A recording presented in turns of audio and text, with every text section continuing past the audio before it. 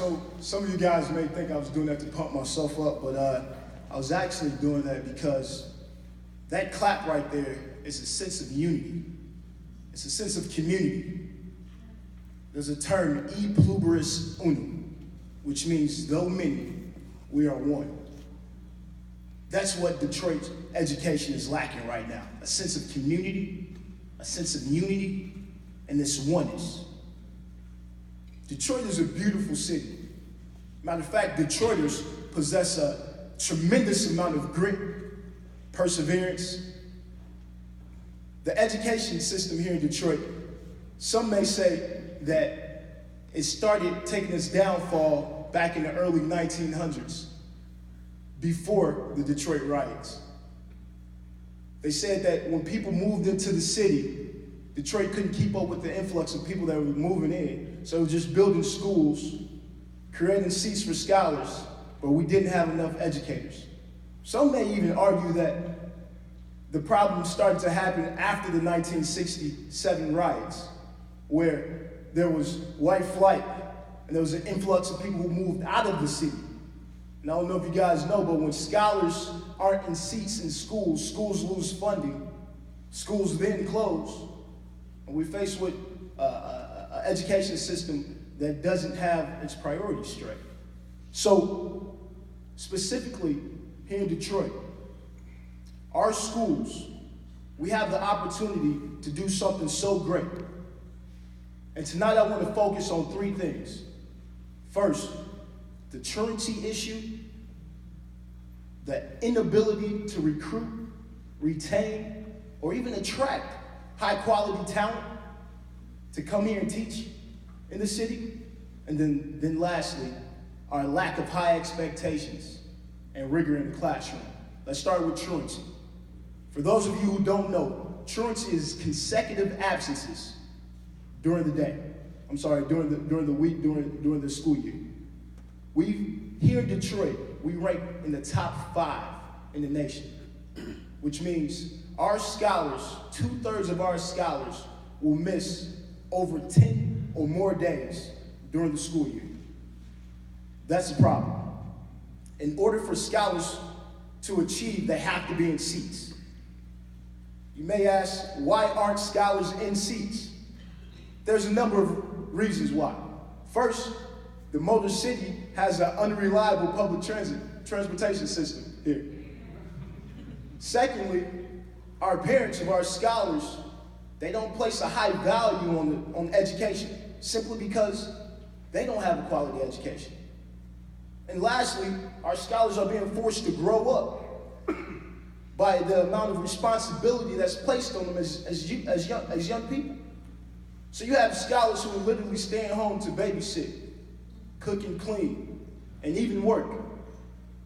I'm here to tell you today, if we want to change Detroit's education around, it starts with truancy, it starts with getting seats, scholars in seats.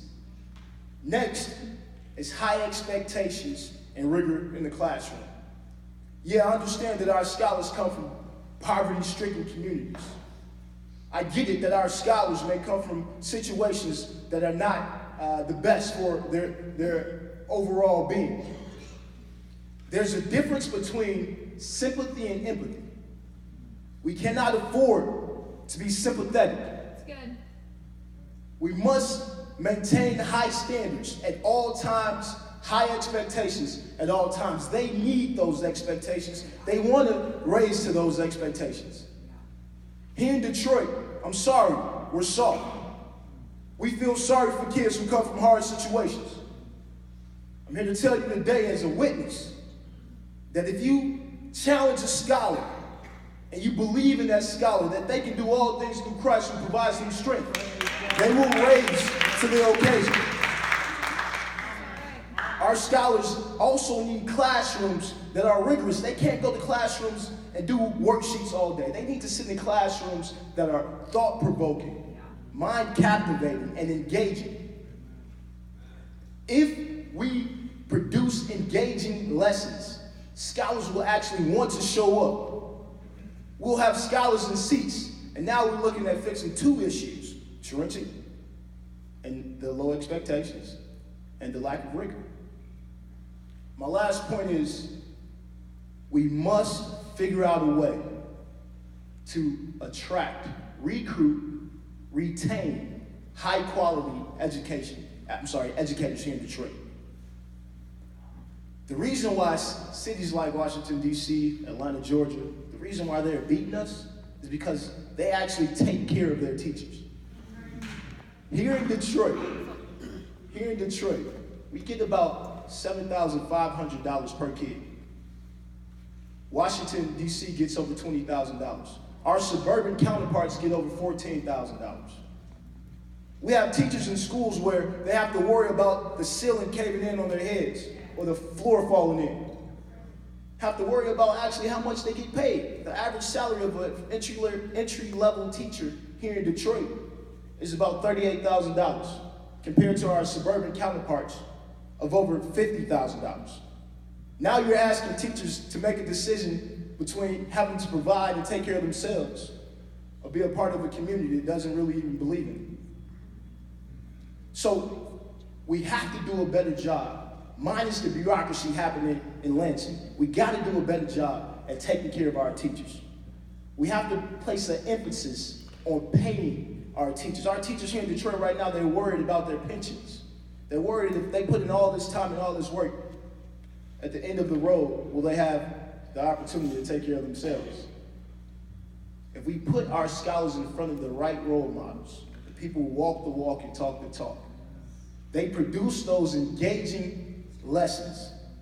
Our scholars will show up every day, and we'll be able to stir up something here in Detroit and get this thing on the right track. There is light at the end of the tunnel. Our scholars here in Detroit, there are some schools that are doing some good things. Specifically at Jalen Rose Leadership Academy, over the last 2 years, we've graduated over 98.9% of our scholars. There's charter network systems or school districts like American Promise Schools that focuses on preparing teachers to be successful in the classroom, producing engaging lessons.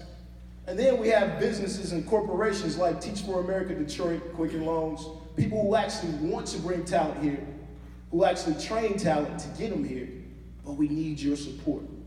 Our job as educators is to prepare scholars for lives of success so that they one day can be able to take care of themselves, be able to be competitive in this world, take care of themselves and the people that they love. And it starts with us today. I love you guys. Thank you for the opportunity.